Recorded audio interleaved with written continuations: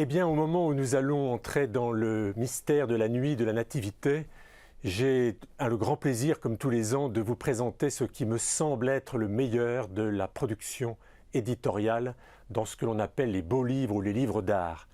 Et puis, impossible de ne pas commencer par La Vierge à l'enfant, les hautes figures de l'amour, un très beau livre aux éditions Citadelle avec une préface de Comte Sponville qui balaye un peu toute l'histoire de l'art occidental, comment on a représenté ce moment magique, cette relation charnelle entre la mère et son fils. Autre œuvre majeure de l'art occidental, le Rétable de l'agneau mystique.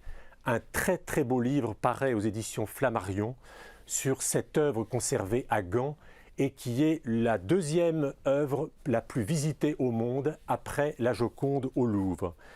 Le rétable a été récemment restauré et ce livre nous montre toute la magnificence retrouvée des couleurs, des visages, des regards, avec un vrai facsimilé de tout le rétable. Jamais on n'aura approché d'aussi près cette œuvre extraordinaire.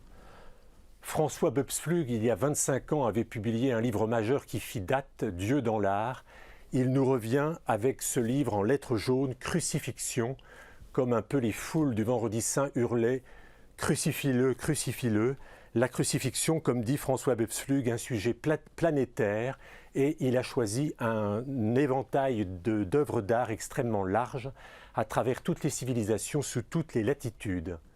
Impossible, hélas et tristement, de ne pas parler de Notre-Dame en cette fin d'année, si je devais choisir un livre pour accompagner votre démarche sur la cathédrale, Notre-Dame de Paris, réédition aux éditions La Martinière, d'un livre publié la première fois il y a 25 ans. Je le choisis parce qu'il y a un texte passionnant d'un point de vue historique et architectural du grand Alain Erland Brandebourg.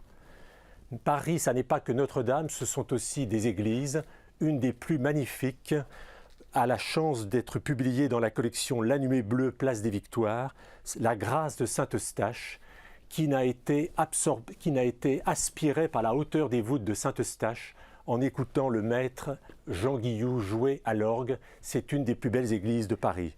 Et puis, je termine, mais c'est le commencement des commencements, par le livre annuel de Diane de Cellier, qui est consacré cette année à la Genèse. Pas n'importe quel livre, puisque Marc-Alain Waknin a refait une traduction entièrement nouvelle du premier livre de la Bible. En plus, vous avez en bilingue français, hébreu, plus l'hébreu phonétique, et c'est illustré par un corpus extraordinaire de tableaux d'art contemporain. C'est pour ça que l'éditeur a indiqué la Genèse illustrée par l'abstraction. C'est sur ce magnifique livre blanc que je clôt cette chronique et que je vous souhaite, chers fidèles téléspectateurs, de très belles fêtes de Noël et une très bonne année.